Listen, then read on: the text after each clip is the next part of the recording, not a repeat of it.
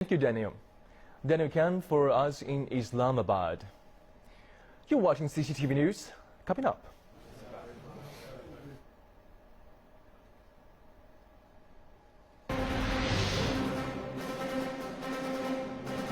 Leaders from Germany, France, Spain, and Italy hold a mini EU summit in Rome trying to piece the European economy back together. And on land and sea, we take a closer look at how Chinese throughout the country are preparing for this weekend's Dragon Boat Festival. Welcome back. The leaders of Germany, France, Italy, and Spain have gathered in Rome to find a way to pull Europe out of its crippling debt crisis.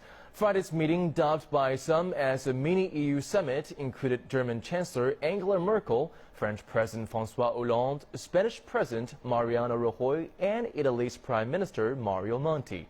They were hoping to create a consensus and give momentum to a crucial summit of EU leaders in Brussels next week. Earlier, the IMF urged leaders to consider measures, including jointly issuing debt, to alleviate the pressure on the region's debt-stricken members. During the talks, Hollande described the euro bonds as a vital instrument for Europe. But Germany has strenuously opposed to the issue of joint debt, as it would put Germany's taxpayers on the hook for foreign debt and would increase the country's borrowing cost. Reviving the European economy and the continent's euro currency were at the top of the leaders' agenda in Rome. CCTV's Roy Rudenberg is at Villa Madama, where they just concluded the meeting, and how he is joining us right now. Roy, how important was this meeting for the four leaders? Well, it's incredibly significant for Merkel, Rajoy, Monti, and of course Hollande to reach some sort of consensus going into next week's meeting in Brussels, where, of course, the 17 countries that use the euro will be there. People are seeing that there needs to be some type of consensus going into that meeting in order to send a strong message that Europe's economy is back on track, up and again, and on the road to recovery. It will be upon Angela Merkel to make that big push when she delivers her big speech in Brussels, and that's what people will be looking for. But of course, the four leaders came here with some rather different positions. Angela Merkel, again, pushing for some sort of fiscal union with some shared responsibility, but also a shift of some sort of sovereignty to Brussels to make some executive decisions over the different countries. And France, for example, the President Hollande, the new socialist president, saying, yes, a shared fiscal responsibility, but no relinquishing of sovereignty. And Roy, how significant is the timing of this meeting? Well, you'll recall that Greece just had its elections, and there was a lot of concern about what direction that will take. The centrist government that emerged there is good news for Angela Merkel and the other European leaders that are here, as the government has basically shown itself to be a pro-bailout government. As well, Angela Merkel just returned from the G20 summit in Los Cabos, where she made a big push for her fiscal union and for her growth pact, and even got the slight support of some countries like the United States. And of course, the timing here is that this all comes ahead of the Brussels meeting. Also, in the last few days, Spain's government has signaled that its banks will need some sort of a loan from Europe up to about $125 billion. That, again, is a good sign for Angela Merkel, who's hoping that loan comes with some conditions that will help get Spain's economy back on track.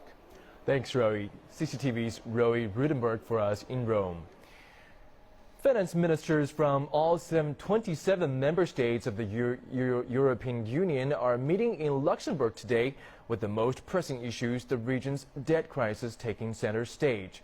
Finance ministers will be seeking consensus on Greece's austerity terms, discussing the 100 billion euro bank bailout for Spain, and addressing the faltering confidence in the other Eurozone countries. Analysts say the gathering comes amid heightened expectations that the EU's bailout funds could soon be activated to take the heat off Spain, Italy, and other debt-laden countries by intervening directly in bond markets. The possibility of a financial transaction tax applicable to a smaller group of 9 EU member states is also expected to be on the agenda. The meeting follows Thursday's meeting of the 17 finance ministers of the Eurozone. And for more on the EU finance ministers meeting, let's cross over to our correspondent Jack Barton in Luxembourg. Hello, Jack. Greece's representatives arrived at the meeting seeking to renegotiate the terms of the country's bailout deal. How much success have they had? Well, that's right. Even though the two main parties that formed Greece's new coalition government are both pro-bailout, pro-Brussels, of course, they did campaign on the grounds that they would try to dramatically turn around the tough austerity measures tied to their bailout program. This really was the first test, this two-day meeting of finance ministers, and if this was the test, it appears they have failed. We haven't heard a final announcement from the Greek delegation, but we've certainly been hearing from other finance ministers on the side, including Denmark's finance minister, who said it appeared Greece would secure no major concessions. Now, there is a consensus here, though, that Greece's economy is deteriorating far more rapidly than was anticipated when it got its second bailout. So at some point, something is going to need to be done, whether it is deadlines being changed, whether it is Greece getting more money or some other option. But today, in this first crucial test, no major concessions.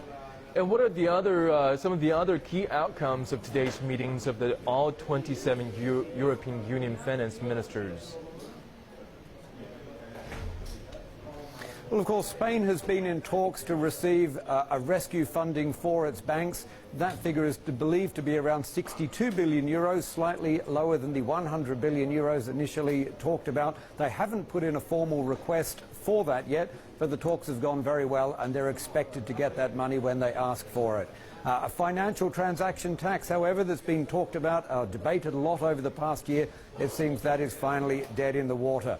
Britain had opposed it because they said it would make their finance industry, their very large finance industry, uncompetitive. But now also Sweden and the Netherlands are against it, saying it would just send the markets off to the United States, Asia, killing growth in Europe at a time when Europe desperately needs growth. But perhaps Christine Lagarde's call for rescue funds to be directly injected into banks, going around governments has probably caused the most buzz here. Now, that wasn't on the official agenda, but this idea of sending the money directly into the banks, taking the governments out of this debt cycle with the banks, it has generated a lot of talk, and it's going to be very interesting to see if that becomes a major talking point at the big leaders summit in Brussels next week. Thanks, Jack. Jack Barton for us in Luxembourg on the EU finance ministers meeting. Now, where the newly appointed Greek development minister, Kostas Hatzidakis, has spoken at a press conference on the incredibly fragile state of the country. He said it's a vital time for Greece to win back trust from investors and markets in order to recover. We're still on the edge of a cliff. I don't want to sound like a populist or to aggravate the situation, and that's why we're determined to put our best foot forward and to work with a plan that has goals and deadlines. I believe in having specific goals, and that's also what the Prime Minister asked from us yesterday, so that after a specified time period, we will get specific results.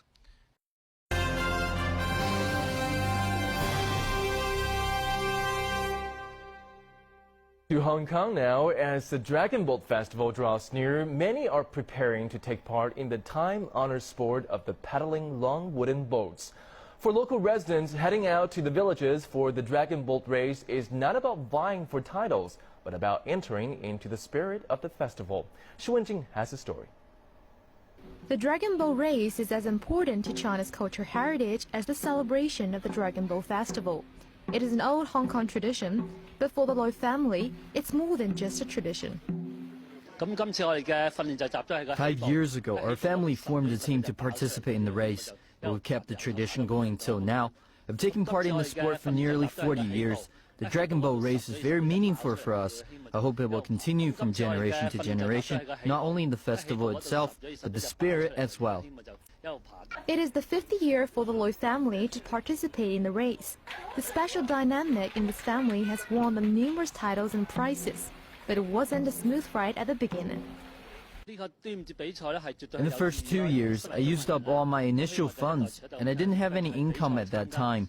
I tried to give up many times, but my whole family supported me and gave me the energy to move forward. After dedicated training, things started to get better. Cheering on the Dragon Boat cruise is thirsty work. Before Loy's 2 grandchildren, it's exciting to watch the whole family race together. And it's very likely that in the near future, the 2 little girls will join the family team in the race each year. As Loy said, passing the spirit on from generation to generation. 沈静 CCTV. And with that, we wrap up this update of CCTV News. I'm Julian Walken in Beijing. Thanks for watching. Bye for now.